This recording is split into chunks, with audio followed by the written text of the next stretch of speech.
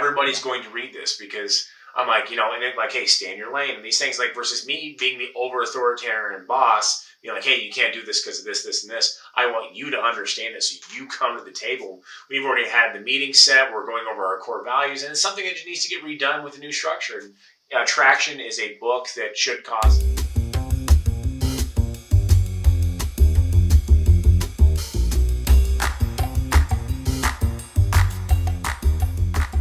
Hey, welcome to another great episode of the Gym Owners Growth Zone podcast, the show designed to help gym owners improve and grow their businesses. I'm your host, Andres Escobar, and I'm so grateful to have you join us today. Today, we have part 2 of 2 with Tim Rexius, the co-founder and owner of Iron Heaven Gyms and Rexius Nutrition. It's a chain of stores across the U.S., and he also has many other successful enterprises across 6 countries. But last but not least, he is a father to 6 children and a husband to an amazing wife, Brittany. If this is your first time listening to our show, please consider subscribing to the podcast and share the episode with someone you think will enjoy it. As we dive into the episode, listen to how his beliefs helped him build a legacy and how his choices reflect the long game he's playing. I'm sure it's going to inspire you and help you as it did for me.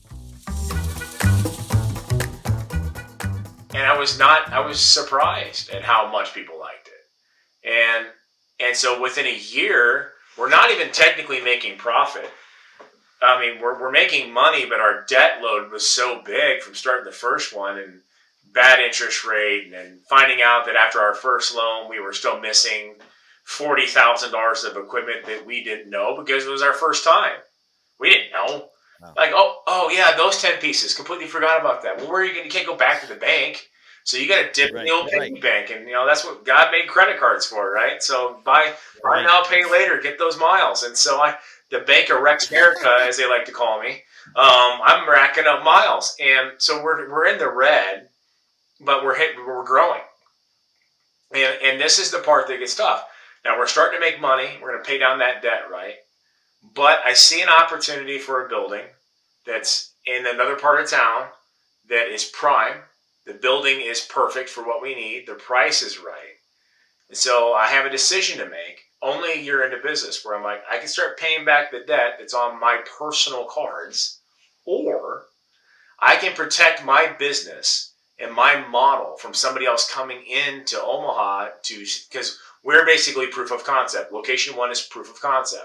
Somebody else with more money can come into a different neighborhood. And once they own that, they own that. I can't go compete. It's just not dense enough population. So I make the decision to protect the brand for our future potential and go ahead and sign a lease on a second location only a year later. And it was a little bit bigger, and we're like, okay, this will work. This should be great. And it sure as hell it did. In 90 days, it had more members than the original location. Now here's another problem. Now people are flocking to the new one because the original one isn't big enough, or it doesn't have this amenity or that amenity. And now what's going to happen? Somebody with more money can go right by my original location and build what is necessary. So now that I'm making money, I'm like, shit, no, I'm not. So we go out and buy out the next door neighbor. And now we've tripled the size of the original gym. Okay, and this is all going into 2019, right? And so, okay, now we're going to start making some money, start paying down this debt. Then what happens? You remember? The big C word. Oh, COVID. Well, shit. And now here's a real prime example of sticking to your guns and what you believe in or not. And that, we've already done it 3 times with the gyms. We spent no money. No dime was paid out in 3 years. Not one red cent. Never paid down one of my credit cards. I kept putting it in the business. And thank God that Nick, my business partner, and my wife and we're all on board. Then COVID happens. And everyone's freaked out. Well, I worked in that field. That's what I did in my chemistry degree. I understand pandemics. I worked on West Nile virus for 7 years. So I know what's going on.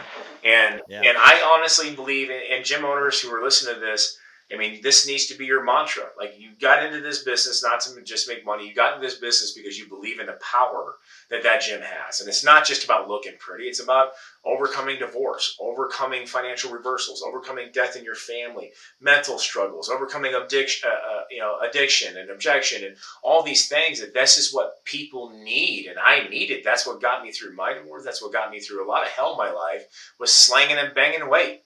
It's my stress reliever. It keeps me from killing people in traffic. I like to lift weights. It means everything to me. That's my church. That's my sanctuary. I feel closest to God when I'm literally struggling to push weight off my chest. I do. I'm in this zone. And so I don't look at the gym just as a money-making tool or a way to look, narcissistic. I look at the gym as a way to keep life. And so we came down to COVID, and thank God, like I said, this is where business partners, do you align morally? I mean, are your values on the same level? And we said, okay, like, we're not going to shut down. I don't care what mandates come in, and I'm willing to take the reap. And understand now, it's not just Iron Heaven Gyms. It's also Rexius Nutrition, because the two are coincide. I've already started the popcorn company and VHI supplements. Right. And so all four of them, and you know how social media was then? Man, I got attacked 6 ways to Sunday. And this is something I learned going into my 40s. I had to learn to not care what other people think. And I don't care who it is. Everybody cares to a certain degree. Of course you do. And nobody wants to read nasty emails from Karen and Kevin. And it is what it is. But I believed in what I did. And we were in a... But right, everybody cares, but how much is it going to affect you? Is it going to affect you so much that you change yourself, your values, because of somebody said? No, it shouldn't.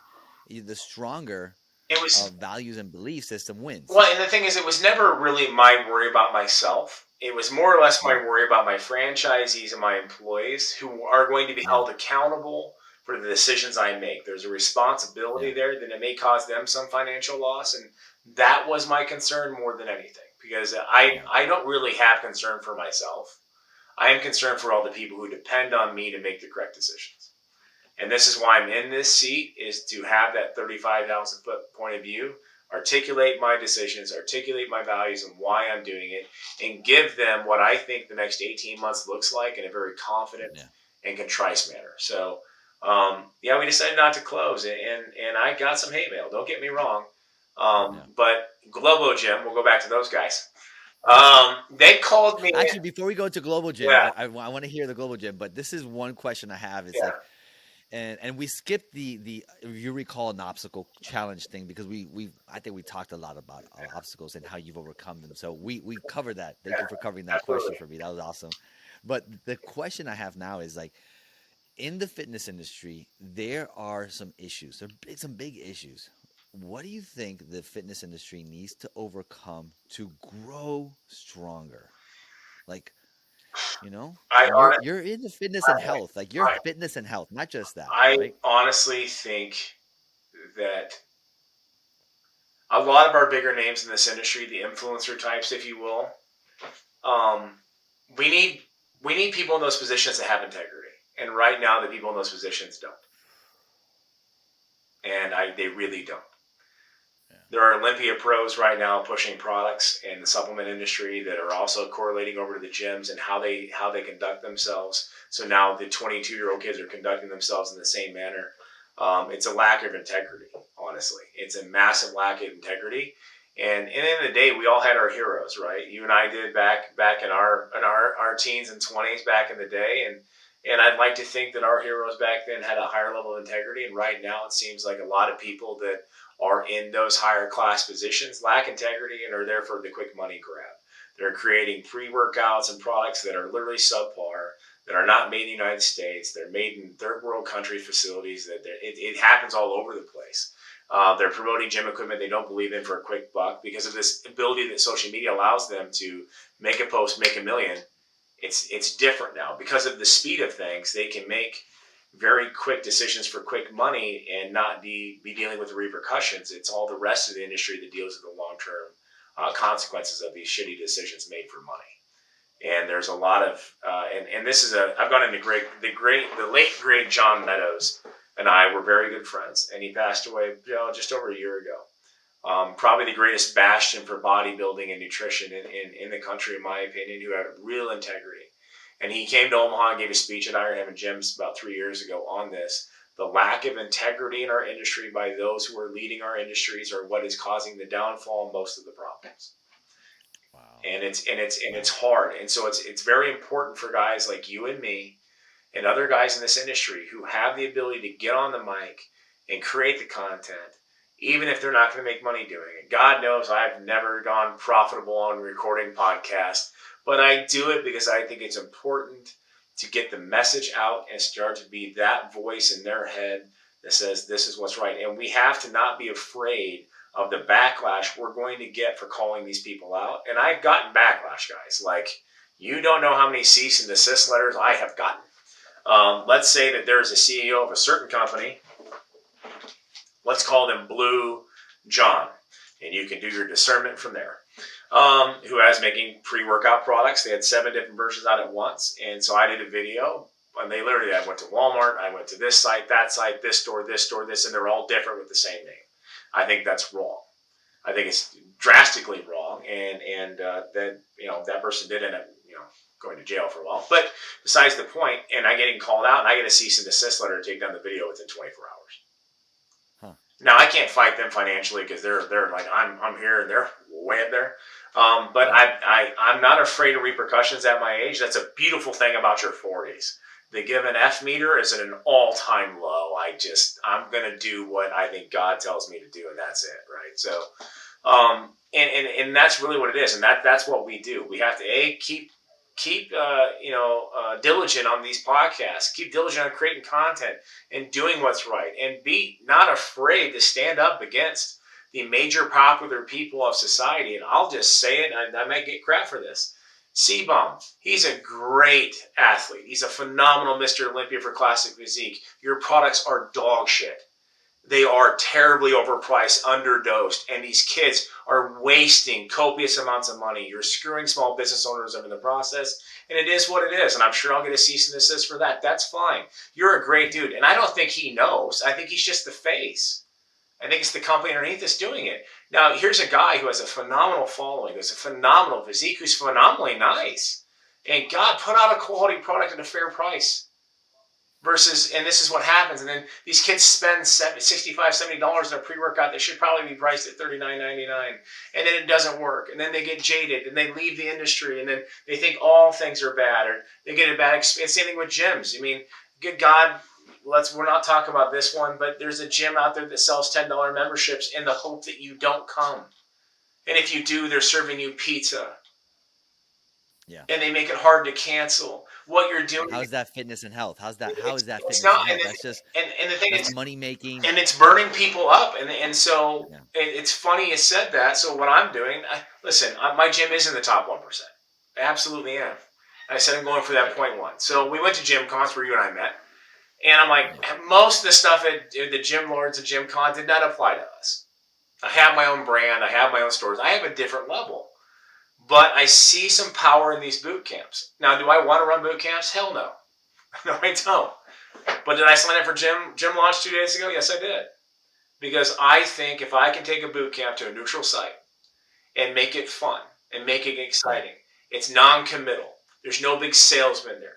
I can take all those people who've been jaded by those other gyms or those other stores, give them a neutral site with no contracts and no hooks to just come re-enter the health and fitness space and bring it to you. So if I can't get you to my gym, I can't get you to my store, fine. I will come to you. And I'll make it so non-committal. I just want you to get up off your butt and take your health into account. If COVID taught us anything, it was the obese that had the worst side effects. And I don't ever want to see that again. Huge. And so I'm going to bring my stuff to you because that's how we make an impact. And so I'm going to go ahead and do something that I don't want to do because I care about my community. And that's how we make a big impact in our industry. It's not just for financial gain. It's because we genuinely give a shit. Man, this is so good. Man, it's so good. I love this, dude. I mean, I told you guys it's going to be two-part, and I don't know if we're already on the second part or we're still in the first part, but we'll let the team decide that. Yeah. But I mean, it's I mean, if you guys aren't really picking up what Tim's putting down here, he's a man of impact, building an empire, and making a difference in his local community. Like, listen, it's a big world out there. His popcorn is in 7 different countries. Has 40 different nutrition locations, but he's still making impact in where he's locally, where he's planted. He has roots and he's growing because of those roots, and the fruit is coming from it. Like this is so true and evident, and his children, his legacy is going to happen because the was it the apple doesn't fall too far from the tree, right? And so and it grows and it grows, and now you have an orchard. You have what you have an orchard, and I love these imageries that they're coming to me, and it's just so beautiful, Tim. Well, it's I'll take this moment and just prophesize over you. You're gonna have an orchard, and it's beautiful. It's gonna be, you're gonna see beyond the horizon. Your impact is gonna hit across. I don't know how far, but it's gonna be far. well, Dude. It's gonna be great. I think, I started Rexius Business Consulting because I've been coaching a lot of businesses, and I have some gym owners and store owners and retail clothing brands, and it's just something I do, right? And the first thing I ask them to do, other than we go through some suggestions, we have an interview process, but I say, well, what do you mean to do the next month? They go, cool. You need to call your local high school and go volunteer to give a speech. What? Yep. Wow. They go, why? I go, Yeah. because remember what you needed at that age, at 17, 18? Remember who you needed. They got to go do that. They go, why? I go, because it feeds your faith, it feeds your family, eventually it can feed your finances. The 3 F's, right? But more than anything, it's going to feed your soul. And so I give all these speeches, and I drive 6 hours round trips. I've done 8 hours and 8 speeches in a row at a high school to the troubled kids, right? Because I know what they needed. I want to destroy this, theory in school that you have to be a straight A student and all these other things that, and I just want to be that for those kids, because I want to be part of that story, right? And you understand how many franchisees and employees I have that have come from me doing those speeches the last 13 years. I actually have kids who are franchisees now that were in high school 7 years ago when I gave a speech in the middle of nowhere, Iowa, right? And some tiny school that asked me to come speak because I'll do it for free. Or a university or whatever. And that kid in that class didn't know what he wanted to do with his life, and I gave him a direction. I get to be part of that. And so the first step one for anybody in business that I work with in the first month is you have to go give back to your community for no pay. Go do it. It's amazing how that feeds your soul and reminds you of the passion of why you started what you did and why you are where you are. And that builds character, and it gets you ready for this mission of building a generational business by doing it with your community. So it's an absolute mandatory for me if I'm going to coach you. Yeah. And here's another thought. I have a buddy of mine who has a AC company, and he goes to prisons, and he then feeds them Oh, yeah. and helps them. And sometimes when they get out, they look him up for a job, and he hires them. I've done it. I've done it. I've actually done the work release in the stores and the gyms, and listen, hey, man, we all need a second chance. God knows. I mean, we're all saved by grace, and we fall. Lord knows I'm not deserving of it, and I've fallen more times in my face than I can begin to tell you. And I get picked back up, and people show me grace. It's the least I can do. And it's funny when I go to high schools, and I say the first 2 lines are always the same, and it's glorious. And half the time it's the teachers that are just as shocked as the kids. You got to meet Steve, our GM. Steve is the greatest human being on the planet. What you guys don't know is our general manager of our gyms was actually my kid's chemistry teacher at Millard North High School. Working for us part-time, and finally I'm like, listen, give up those cushy benefits. Come work for us. We're professionally unprofessional. And he did, because life begins, by the way, life begins at the edge. Yeah. You can't have life in the comfort zone. We have to grow into the growth zone. I took that time because it's so important.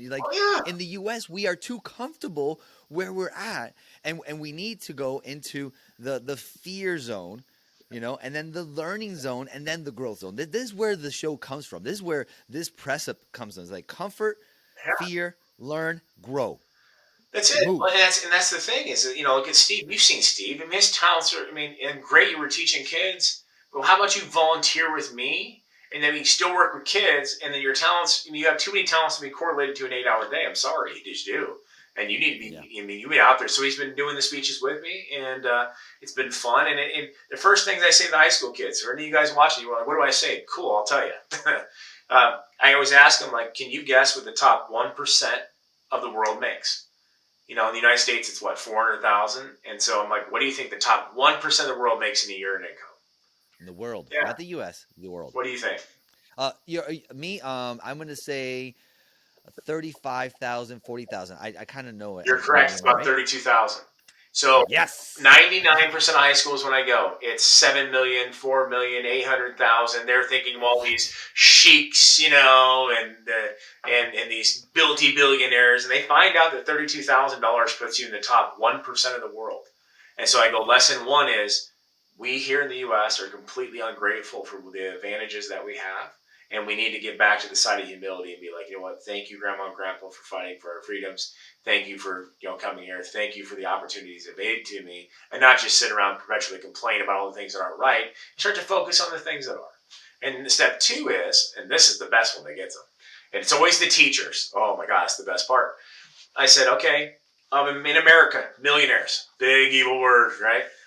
What percentage of millionaires inherited their wealth? And teachers usually say 85 to 90%. Kids usually guess 50 to 70%. And when I explained to them that only 11% of millionaires in the United States inherited their money, that 89% are all self-made millionaires, the jaws drop on the floor, the books are on the counter, and then over half of them don't even have a college degree. Another 20% got an GED, and 10% never even graduated high school at all. And they're all millionaire status. And only 11% is inherited wealth. So any of this BS you've been fed for the last how many years in school or on TV watching the media is absolutely that. And when you see that kid, and you always know that kid, right? There's a couple of them in the class that have been, they really hate school. They want to get out. They've been told they're going to be a failure their whole life, told that they're going to be a garbage man. And I know some garbage men that make six figures, so I don't see a problem being a garbage man. But I don't want to pick one. But anyways, and all of a sudden they light up, and I'm like, yeah, you can do it. And so whatever they told you, here's bull. You have, and all of a sudden these kids are engaging. So my last one I gave, it's been a couple weeks just because we've been busy with family stuff. I had about 400 kids out of town, about a 6-hour drive. And so I busted my 17-year-old son out of school on a Friday. I'm like, you're coming with Dad. I want to drive alone, and I want you to see what I actually do. And here's, a kid in high school, and I'm his dad. So your dad's always going to be, it's your dad. So it's never the same coming from an alternative source. And he sees these kids just hands are up, and we're going back and forth, and we're having fun. He goes, I've never seen something like that with kids my age in my life. I go, because I'm breathing life into these kids.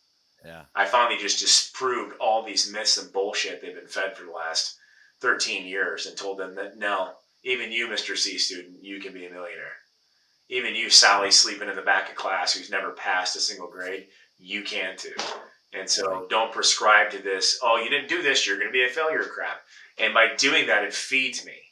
And dude, I can't tell you how much I get back to work and my staff loves it because I'm ready to go 1,000 miles an hour. Yeah. I'm so appreciative of the opportunity I have in front of me. And it's a reminder. Yeah.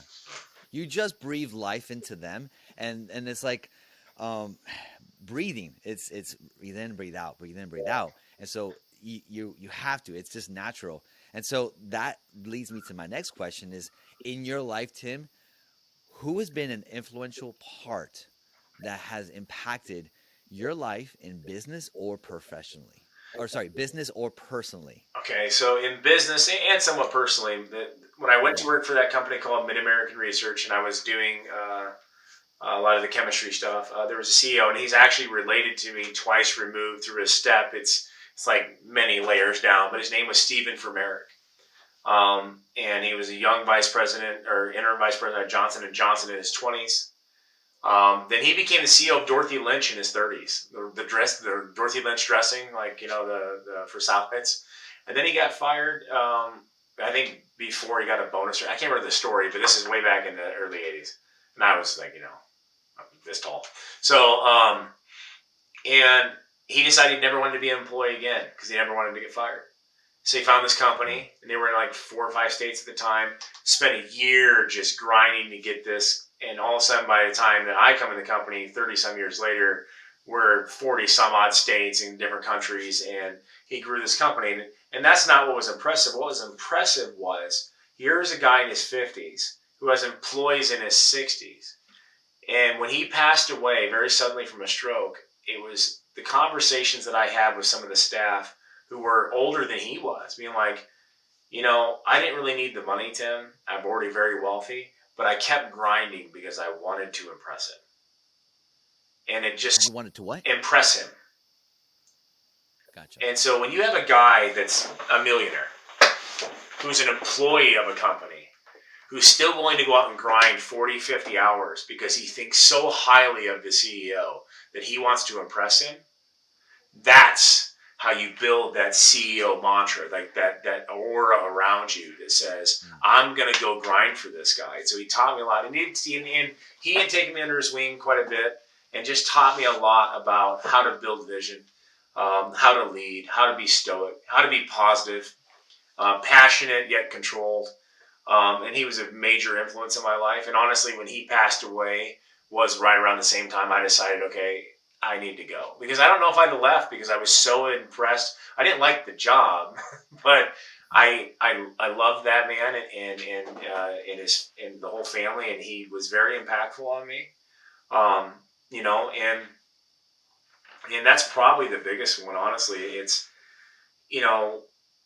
I a lot of it's been the people in my life. I thought my grandfather, God rest his soul, that I'm named after, he made a major impact, was very successful. But I also know that the impact wasn't big enough because once you get past my kids, there's no stories being told about them. And that keeps me awake at night because I want to know that my name, that what we've created here is being told to my great-great-grandkids. But it's being told in the actions that they're doing, right? Actions speak louder than words, Tim. So that might not be the name they speak, but the actions, how they live life, 100%. is how And it's like really. So if we're making a big yeah, enough impact and they get to tell the family story about how these things came down and what got created, and here's the patriarch, and right, here's how it went down, and here's what they right. sacrificed to get here, and this is why you're lucky to be here, and this is the whole family story. And I want to make sure that I'm able to leave that kind of impact. So I guess that impacts me as much as anything. And honestly, brother, to be 100% honest with you, like all these people around me have been great. My faith is really what did it. And it's really not any singular or one person that really inspired me or led me to a lot of it. I grew up, Catholic school and all that, and I fell away from my faith. And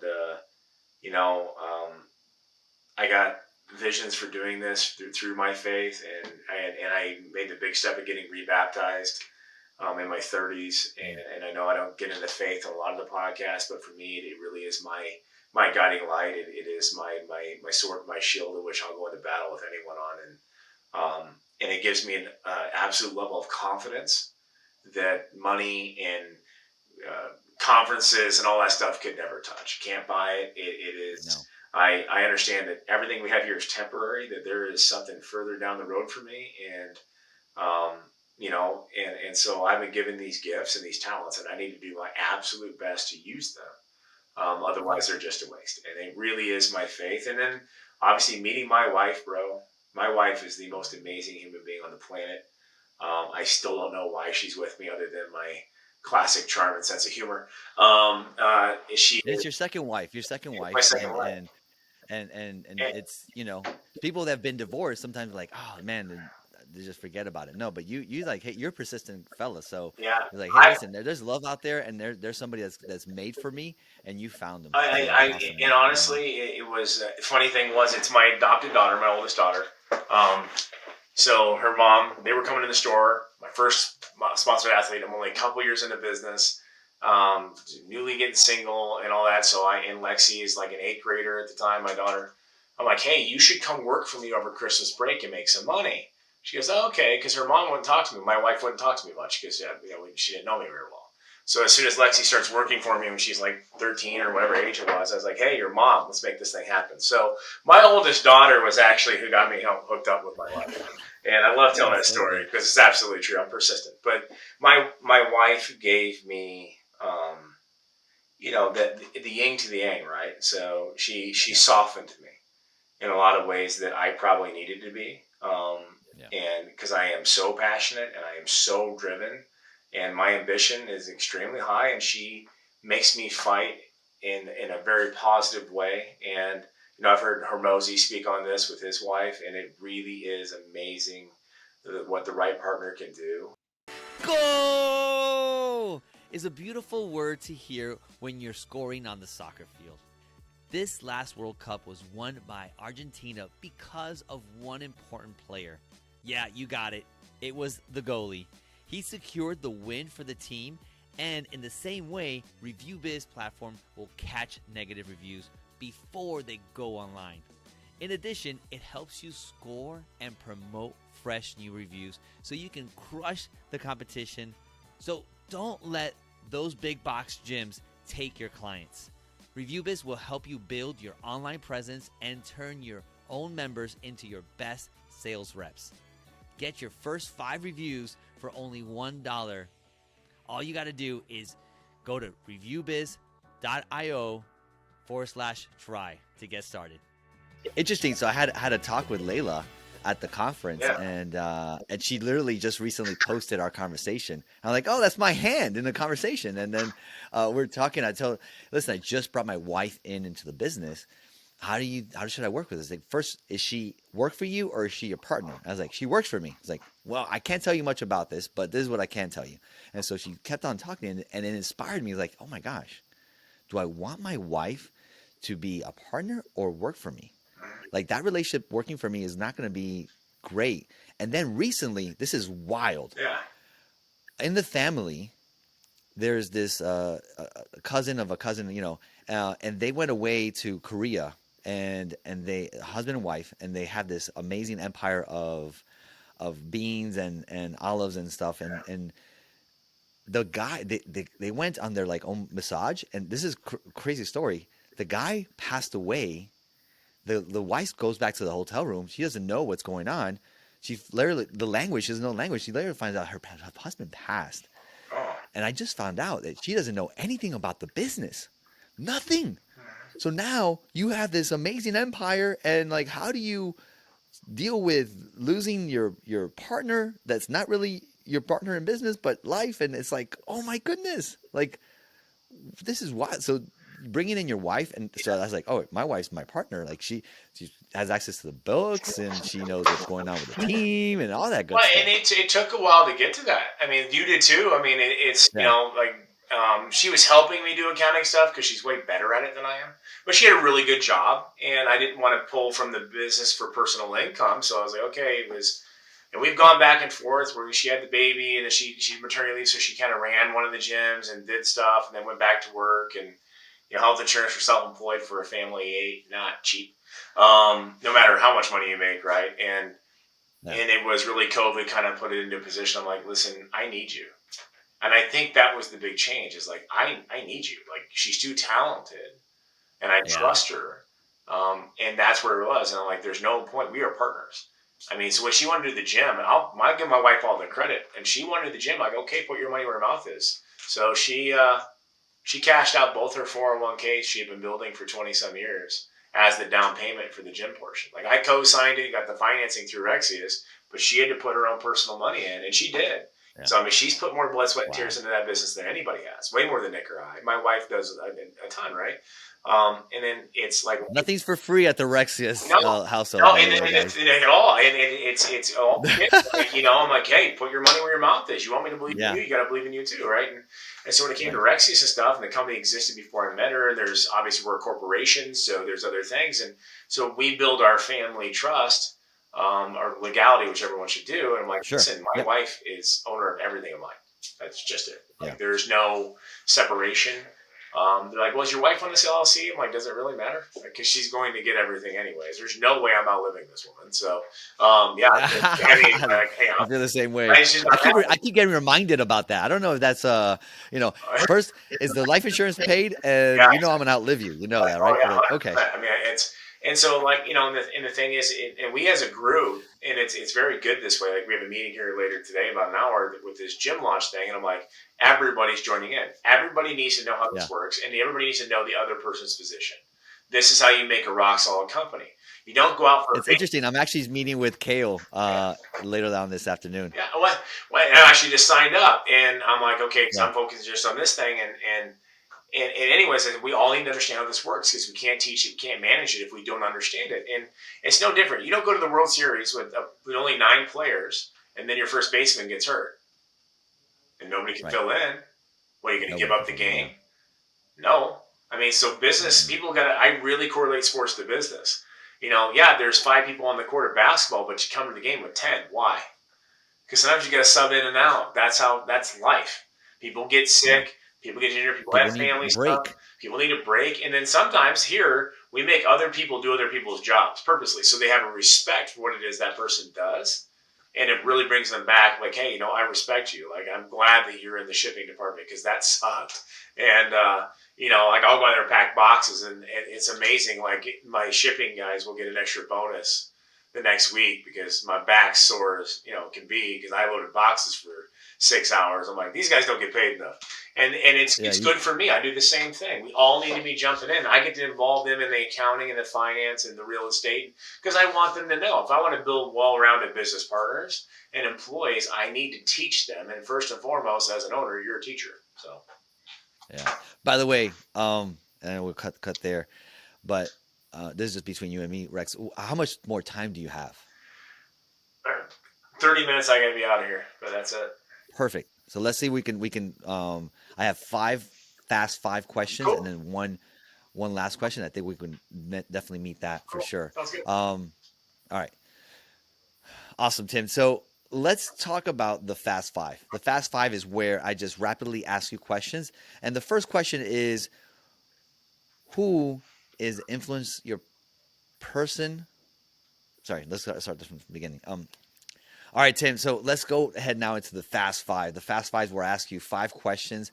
And so the first question, and you answer as fast as you can, and we move on to the next one. And so first question is, who has influenced your business and your person through your journey the most? I know you talked about one person. Is there somebody else that you can think of real quick? My brother Lee, my older brother. Okay, Yeah.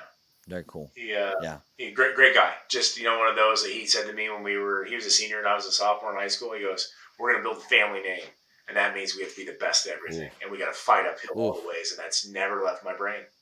To this day, love it. I rehear that in my head for 25 years. Yeah. What is your family name? I love it. Next question. What's one thing you wish you had known when you began your business? How to get financing outside of a bank? Yeah. How to Yeah. get alternative Yeah. financing? How to do how do angel investors work? How to set up an Yeah. operating agreement? How does this work so you can actually raise money, start a business without having to give it all away or deal with some a-hole banker who thinks they know everything? That number Yeah. one, My bar my none. my first loan was from my accountant. He gave me $4,000. I'm like, thank you. All right, let's go. Yeah. It's simple, small little Exactly. loans, and Yeah. then you just move on and move on, and then next thing you know, you have an empire. What's a book, blog, podcast, a media you've recently consumed that's positively impacted you? I've been reading the book Traction. Oh yeah, And EOS an model. EOS Yes, model, love it. and so it's like, why? Like, you've already got this thing, and I go because I can always improve, and it's amazing. And so Yeah. I bought copies for all my staff. I go, everybody's Oh reading wow. this. Everybody's Yeah. going to read this because I'm like, and it like, hey, stay in your lane. And these things like versus me being the over authoritarian boss, like, hey, you can't do this because of this, this, and this. I want you to understand it, so you come to the table. We've already had the meeting set. We're going over our core values, and it's something that needs to get redone with a new structure. And Traction is a book that should cost $1,000 more per copy than it does. Bar none. Read the book; it's Are you fantastic. are you guys doing level 10 meetings? Yeah, and so we're at the thing. We actually have an EOS implementer that's going to come in and help us with all 4 companies. And as Cool. you start to talk about it, you find out really good people around you are involved in it already. So Cool. I was gonna recommend. I got a guy that helps with that, but you got somebody yeah, perfect, dude. Love it. Next one. Do you have a favorite online tool that you're currently using or you love? online tool. Honestly, I wouldn't say a tool per se. I have found a new love for LinkedIn. Um, Okay. and Okay. yeah, That's interesting. Not many gym owners say that. So go ahead. LinkedIn is where grown-ups hang out. It is. That's where discretionary money is chilling. Guys, you're missing a boat if you're not on LinkedIn. I mean, it really is. And I found a brand that has built himself into a multi-million-dollar company in only 3 years with no family money and no bank loans, literally via LinkedIn posting and no paid ads. And so I asked him, I Wow. had to get him on the phone, I'm like, how'd you do this? Right. And so a lot of the Yeah. growth we get from the popcorn has come from LinkedIn and the gyms as well. So How can people find you on LinkedIn, by the way? just type in Timothy D. Rexius and you'll find me. I'm Okay. the only one with that crazy long name. So, yeah. Yeah, love it. Awesome. All right. Last fast five is, what's one habit or practice you do that you believe everyone would benefit from? Go to the gym or get up every morning. Honestly, just get up and move. That's my habit. Like whether if I'm not going to the gym, I'm gonna walk. I'm gonna do something physical to get the if you can wake up in a bad mood, you can wake up in a good mood. The best way to get over it is to physically exert yourself, to get your center, get your peace, and do it. And then honestly, when you wake up in the morning, give it to God and just be thankful. That's just it, right? If you Gratefulness. Yeah. start your day out with gratitude, every other Mm, problem is a little bit less on fire than it was without it. So mm, love that. It's so good. Yeah, I don't think people journal enough, and gratitude journal or whatnot is so powerful. And then getting out moving, I love those. Those are two very powerful well, advice. Thank you. my wife does this where she sends messages to every people just randomly, and she'll do it every day. Where, hey, I just want you guys to know I love you. Like that's just it. And we had an employee a few years ago, and I'll make this very quick. And it was one of the most impactful things I've ever heard in my life. If you make it your personal mission to be somebody's day maker, you will live a better life. In the story she told me, she was Mm, working for me. She's an avid gym. She's a trainer down in Utah, and she's great now. But she worked for me here in Omaha, and she had gone to hair school, so she's doing hair. It's not crazy. This girl was doing hair, but yeah, she did hair, and she's just super nice, and she's doing this lady's hair who looks very depressed. And she's like, hey, just it's super nice. Like, you look glowing up. We're going to do this extra. We're going to do this whole thing, get her all dolled up. Like, and she really did. And just talked to her. And she's like, she goes, it just built this lady up. And the lady comes back in, I think it was like 2 weeks later, and says, I want to thank you, just in tears. She's like, why? She goes, I was coming to get my hair done because I was planning on going home to commit suicide. And I wanted to look good. She goes, wow. you spoke so much into me um, that I decided that there are good people. She goes, you're my day maker. You made my Yeah. day. And understanding the amount of impact that we can have if we're gracious, we have gratitude, and we're willing to pass it on just by doing one simple act every day, and you'll live a better life and you'll help everyone else around you. And ever since then, that's been pretty much my mission, which means, you know what? Be the guy that hauls the random shopping cart in the parking lot of the grocery store. Haul it in. Let people watch you do it. Hold the door open. I know you're in a hurry. I know we're on a hurry. Hold the door open for the old lady. The little things like that still mean something. Mm. I think it's lost in our Smile. society. So if you can be an Smile. example to everyone else around you, do it. And I've had people bring it up to me before, literally being like, and all of a sudden you see me hauling a cart in from the very end of the parking lot into the grocery store. And what you'll see, and I kid you not, just watch it. You'll see a few other guys go, oh shit. They'll grab a cart, and somebody else grabs a cart, and somebody else grabs it. And all of a sudden, now it's not a war zone in the parking lot, right? And it's just little Yeah. things like that. They see me pick up a piece of trash in the middle of the parking lot or street that everyone's walked over for 6 days. But by doing that, you have led by example for your community, and all of a sudden you'll see people start picking stuff up. So be the change you want to see. Yeah. Yeah. Love it. So, Love it, dude. Dude, and this is the last question I have okay. for you, and it's gonna take you back All right. in time. If you could speak to 12-year-old Tim, what was one piece of advice that you would tell him? Believe in yourself. Never doubt. You have the talent and ability to do whatever you dream. That's it. And you know it's true. So Anyway, it's awesome. honestly, dude, 12-year-old me was chubby. I was Hmm. 190 pounds. I was 5'4". I was as round as I was tall. I got picked on, no girlfriends, right? You're that age, and I had the Vanilla Ice hairdo, lines in my hair, white streak, the whole. Oh yeah, I'm like, I could go back and really advise against those, but those pictures are glorious. Um, and the amount of teachers that told me I'd never make it, all those things, and I believed all of them, bro. And I got a real big chip on my shoulder. So by the time I was 15, I was 6'2", 195 pounds. And I'm glad I had very strong parents to lead me in a correct path, because they could have gone ugly.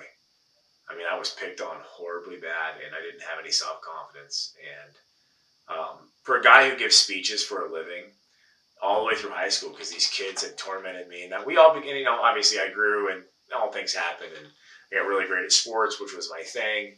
But I couldn't give a speech at a high school class in my own high school because I was so deathly afraid, because they'd never just brought me back, right? And Right. college was the great equalizer, because now I could invent myself. And my first class was speech. I aced it. And now I speak for a living. So my high school Yes. teachers hear that I give speeches for a living. They go, what the hell?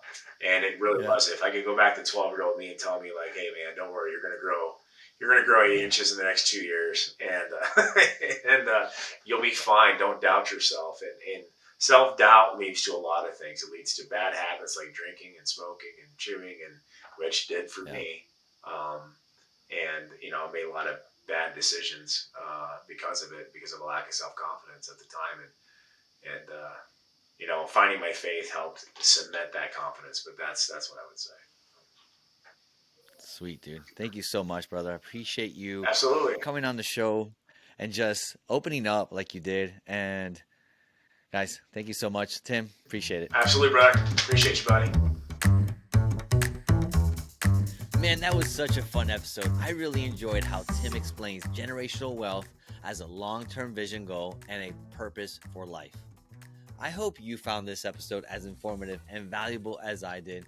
If you have any questions or even feedback about today's show, feel free to connect with us on Instagram with @ReviewBiz and with me @MeetEsco.